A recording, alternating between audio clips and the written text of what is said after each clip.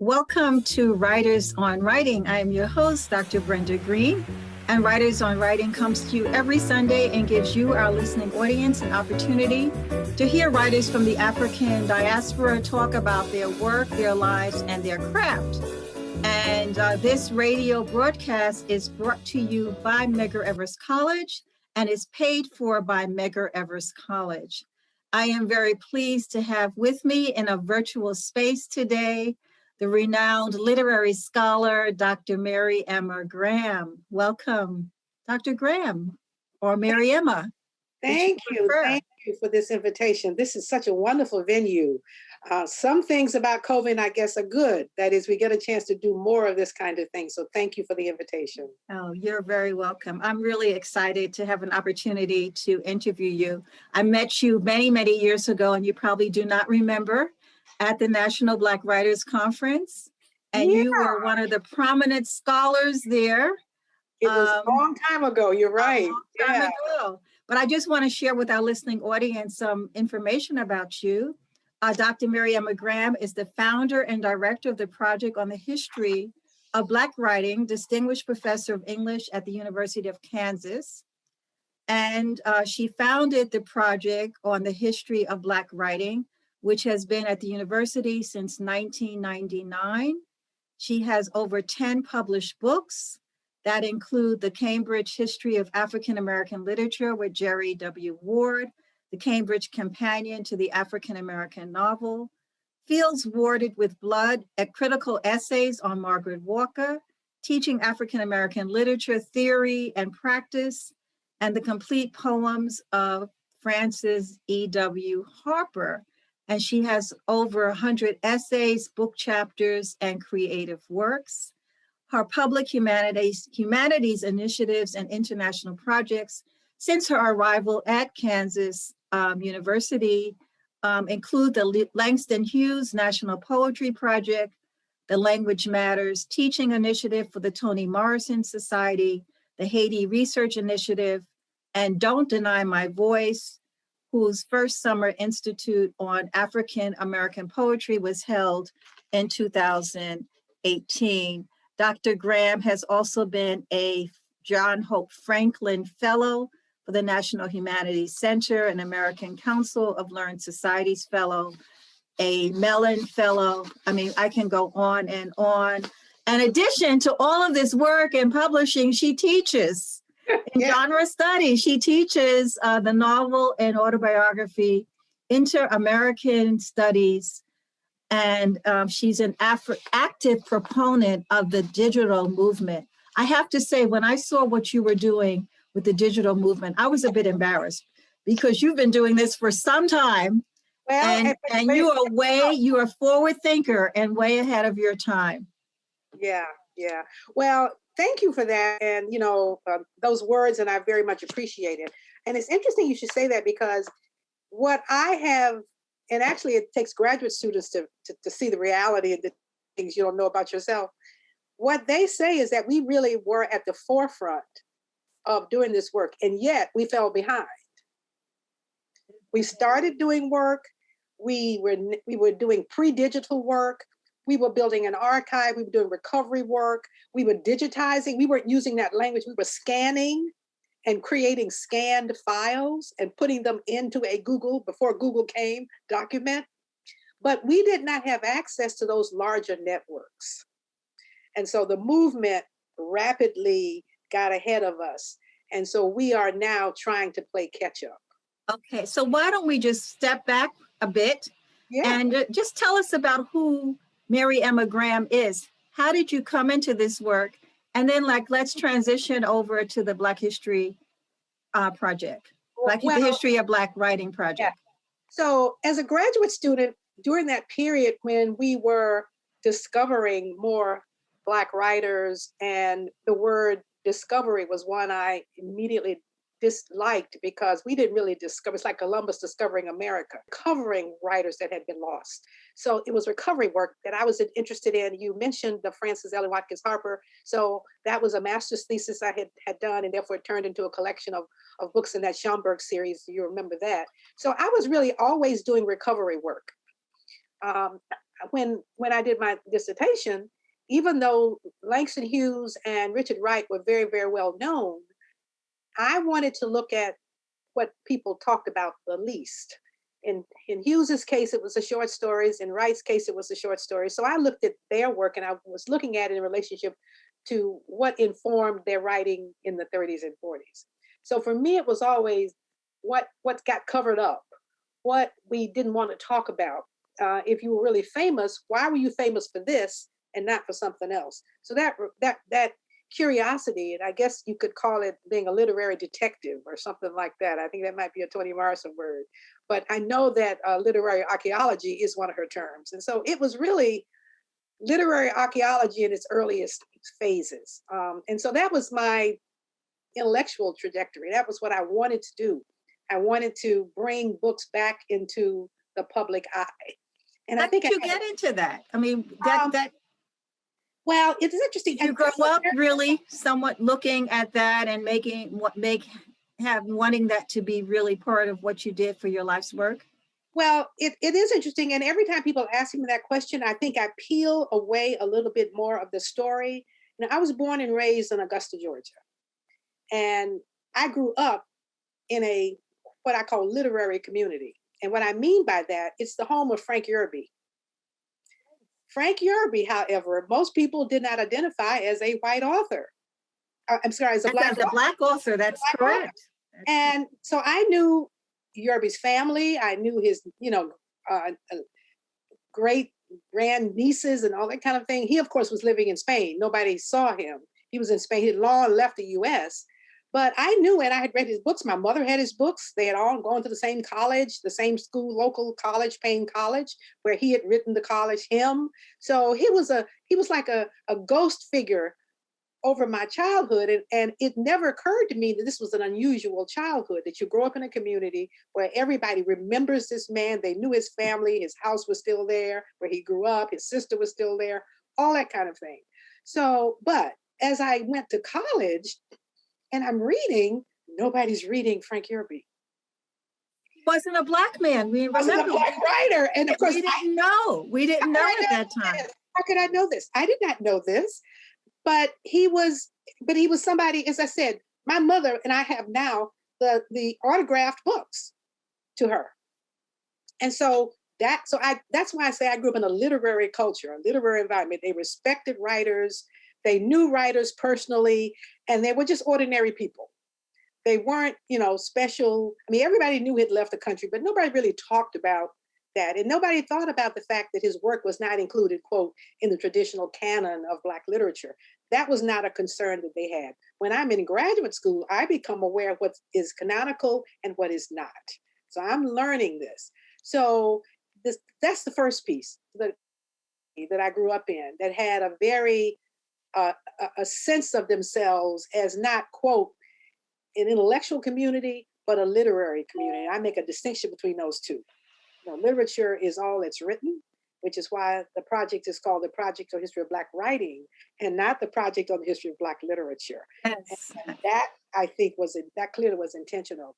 The second piece, and people have heard this story before, is my fighting with my dissertation advisor, Saunders Redding.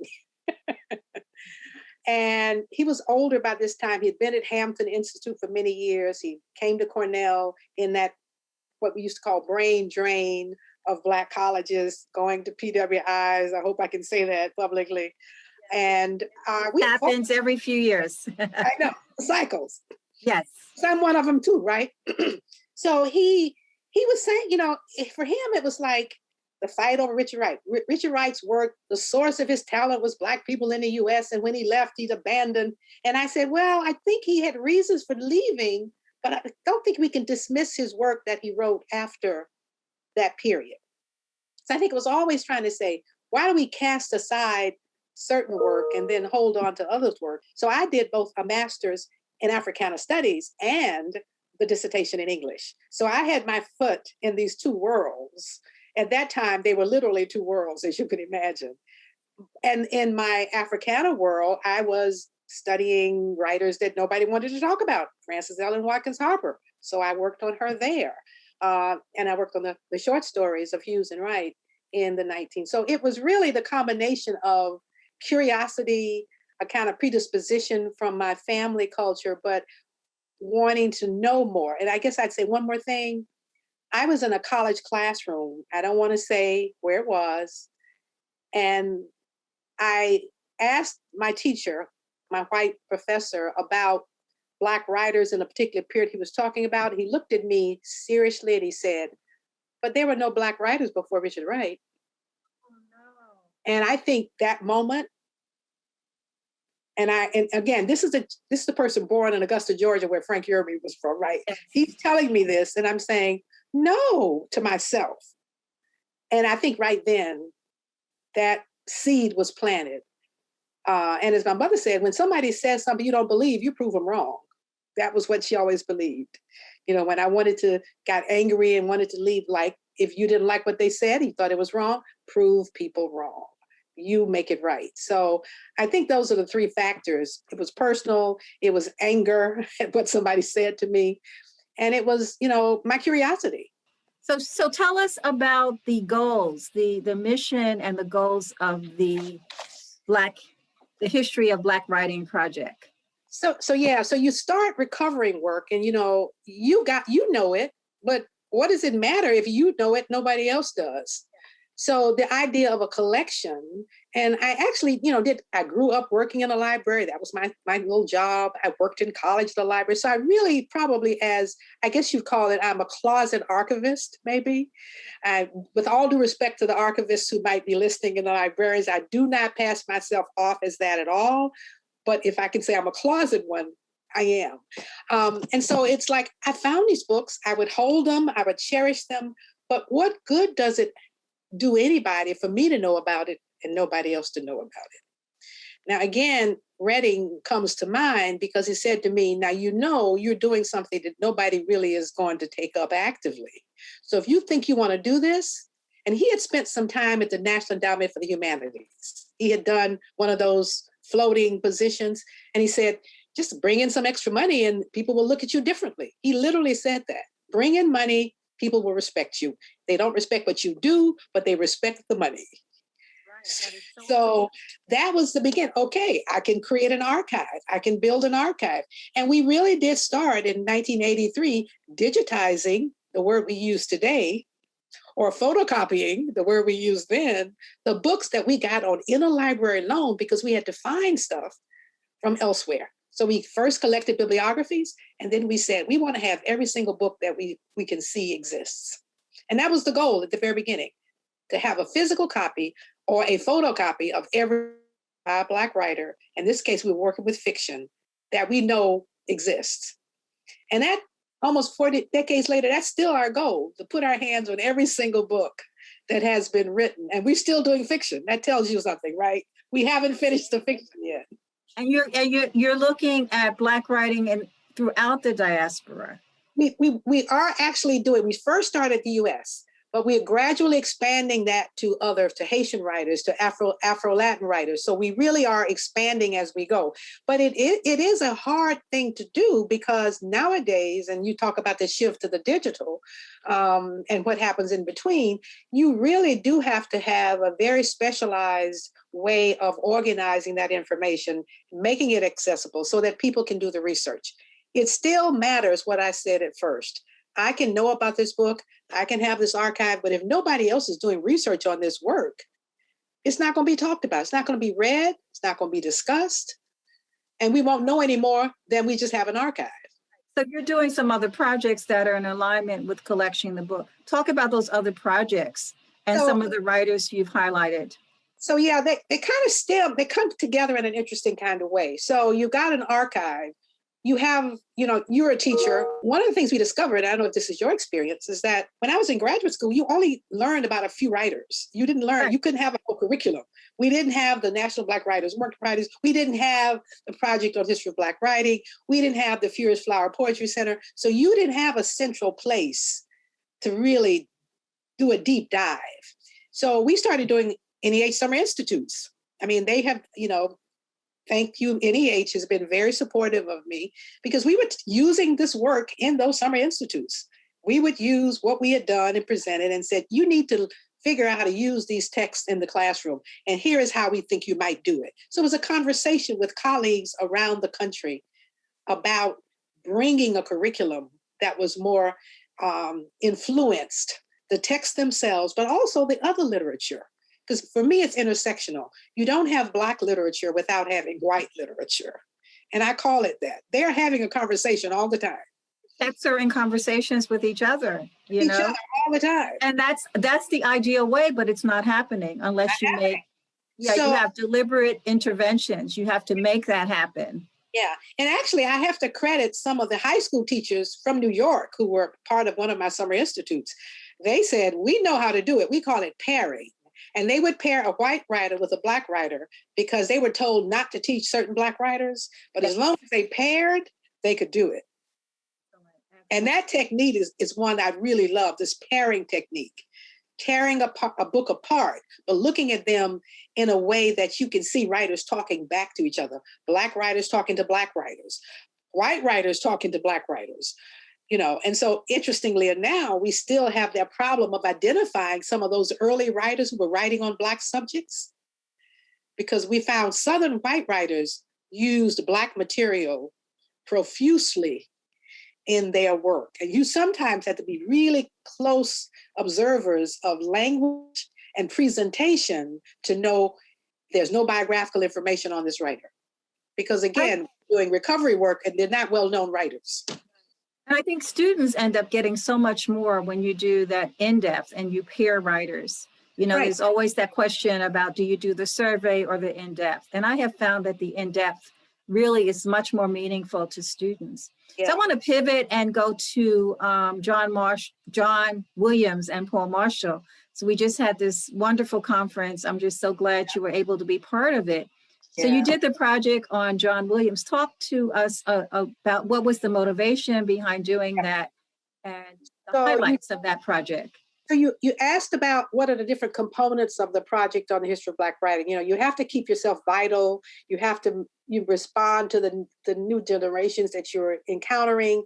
And as more and more grad students joined our work, they would bring different sets of skills.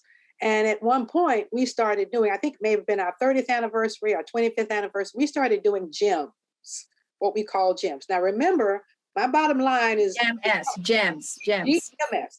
And we'd say literary gems. We've got writers that nobody talks about, still nobody's talking about, or they have been lost. They used to talk about them, but nobody's talking anymore. So we started doing literary gems and we folded it into a project that graduate students were working on. So Naomi Long Madgett, for instance, the poet, we did a gems project with her. One of our grad students who's finishing her PhD at Ole Miss right now did interviews with her, went to visit her, spent a week with her, went to church with her, did an interview, but also did a master's thesis, and now is going to do the next work. But she did that GEMS project. Or Mari Evans.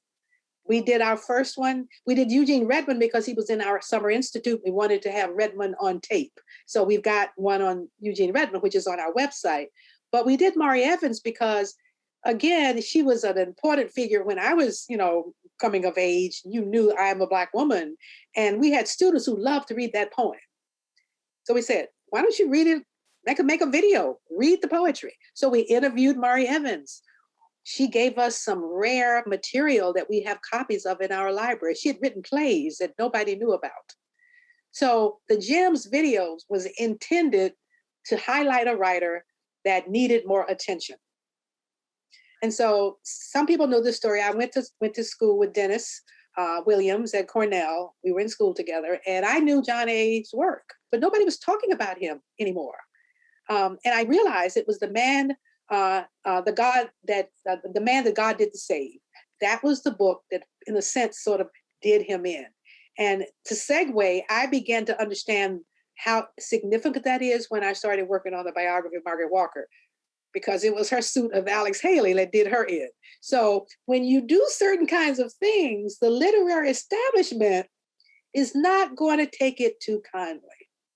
So John A. Was at the time still living when we started to do a GEMS project on him. He, of course, passed while we were finishing it, but I think we actually got the video to Dennis just before he passed, but he was not able to do the interview because our standard thing is do an interview.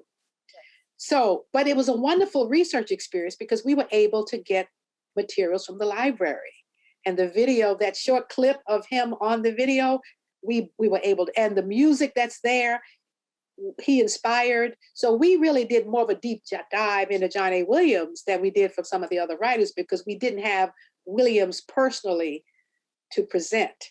So those are ways of keeping those writers in front of us, but in a new medium that intrigues people in a way that we want them to go and look further.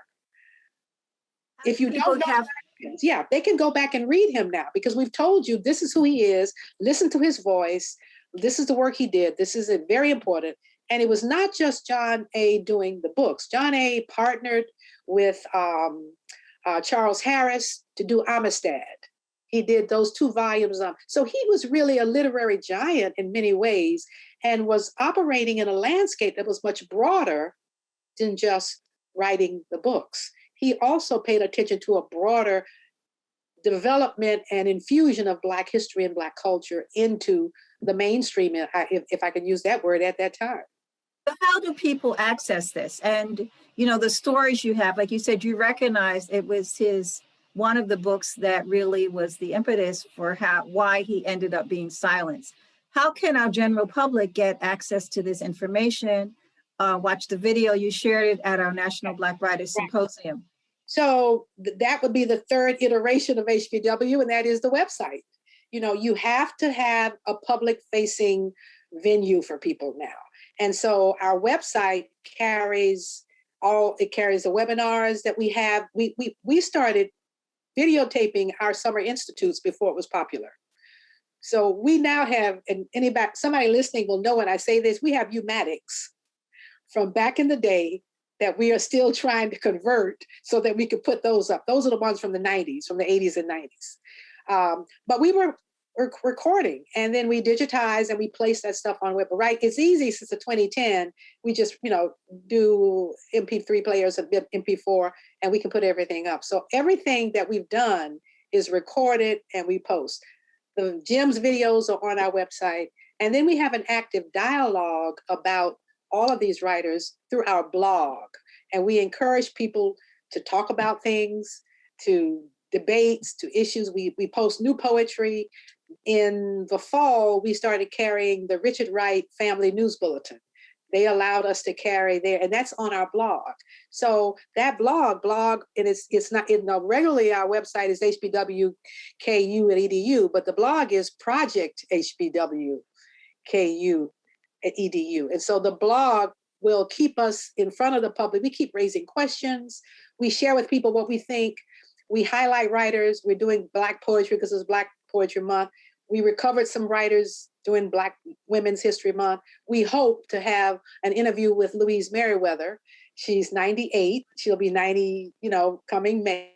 An interview with her. The next gym we are projecting is our Louise Merriweather gym. So it's really trying to keep those writers, and they're done in 10, 15 minutes. You can have them in a classroom, have the books there. So it's not like a 60-minute video. It really is an instructional tool to get people, I didn't know about these writers. Let me read this book. Let me see what you say about it. So it's a way of trying to find a connection between a new generation. Well, I think the way you're doing it is really keeping it, as you said, intergenerational. It's blending the more established writers, it's giving them the history and using the blogs and using the web. That's a way of keeping it current. So you're now working on this book project, Margaret Walker. Share what you're doing, what you found out, and what you're doing with that project. Well, it was the biography. I had the great pleasure. I mean, I've had some wonderful, professors in my life. I mentioned Saunders Redding, but Lerone Bennett taught me at Northwestern. Margaret Walker was visiting Northwestern, and I had a chance to take a class with her. But I started my career at the University of Mississippi, and she had just retired. And I like to tell this story too. She called me up and she said, "You have to come to Mississippi." My mother saying, who goes to Mississippi? Nobody goes to Mississippi. I said, but, you know, this is a great opportunity. Margaret Walker says I should come, you know, and I was married. I had maybe one child at the time. So we go to Mississippi. And another one of the people I met, you know, was Miriam DeCosta Willis, who was in Memphis at the time. You know, she recently passed, which is why we did a blog on her, because she was somebody whose work that was not known. So we keep finding opportunities to do that. But the opportunity to do Margaret's biography, I think, evolved because I kept showing up in places and I kept bugging her. And I guess at some point, like she said, I guess you're just going to have to tell my story. Because I kept asking questions. I was in the way. I would leave Oxford, Mississippi, go to Jackson and visit with her, have my children tearing up her house, you know, but then she had grandchildren, so it was kind of okay because they would kind of hang out with them. But she was such a curious figure. She was known but not known. You know, Nikki Giovanni says the most famous person nobody knows. And I use that tagline a lot. I said, Margaret Walker is the most famous person nobody knows. You know, you've seen that picture that I shared with you where she is in New York with all the greats, you know, Toni Morrison. I mean, you know, everybody that's there, and most of those people gone now. Ruby Dee, Ossie Davis, you know, those people are not with us anymore. Tony K. Bambara. But so she was everywhere and she knew everybody intergenerationally. The Langston Hugheses of the world, the Richard Wrights of the world, the people. And then she had this big conference in 1973 in the middle of this explosion of Black women's writing. And it was a Phyllis Wheatley festival. So there was so many parts of her story that I felt I needed to mine and I needed to narrate. And she was a woman of secrets. So I can't tell you the secrets because she'll wait to the book. But she was a woman of secrets. And I felt like this is a great story. Everybody wants to hear the story, right? When you first started working with her, did you have the foresight to begin recording your talks or? No, I had done interviews with her and those interviews got published. So I was always curious because when I would talk to her, I'd say, let's just do an interview and I can publish the interview. So I had a number of interviews. The intervening factor is that she became ill. When I was in Mississippi, she was beginning to age. She was already aging, but her health was not so good. So I said, let's help people see you in another light. So we did those 2 collections of essays on being female, Black, and free, How I Wrote Jubilee, which is the essay a lot of people know, and other essays. So we put her back out there in the 90s, in the 80s and 90s. We put her back out there in essay format. So I did that as an intermediate measure. And basically that gave me the foundation for doing the biography. You're illustrating why, as a scholar, you always have to continue to find ways to document the work. You said you were doing the interviews and you would write them. And I think that's really an important message, that you're continuing to do the work all the time. As we come to a close, when you look at what Black writers are doing now and scholarship by Black writers, what are your thoughts? What do you see as the future? Because we have social media and everything is so current, and it's almost like Black writing is a disposable culture. That's a strong term. And therefore it comes and it goes. It comes and it goes. Whether it was oral, whether it became written, whether it was in drama or performance, whether it was adapted to film, whatever that presence is, it stems from a kind of written, a linguistic culture that we had. And some of that stuff is in that early chapters of Cambridge history, where we really wanted to say, we don't like this idea that Black people were only an oral people. We have always had language. We've always recorded it. We've told stories. We've narrated our lives. And I think whether you're famous or not, that legacy is, as you say, an intersectional one, intergenerational, intersectional. So I think I'm back on my stump or I'm remaining on my stump of, let us make sure we know that legacy. And that's what the digital allows you to do. It allows you to have that entire history at your disposal and accessible for researchers because it is there. And you can't say it doesn't exist because it's tangible. A digital archive is a tangible item. So, Dr. Maryemma Graham, thank you so much for sharing your thoughts, your reflections, for forging ahead, for being a visionary and coming up with the History of Black Writers Project. Thank you for doing the work. You are such an inspiration. And I shared with my colleagues about how I felt so inspired by you and Mary Helen Washington and Ishmael Reed. All of you are so passionate. And that's kind of what I find has been missing when we get into these spaces where we talk about Black writing. We have to continue to have these spaces.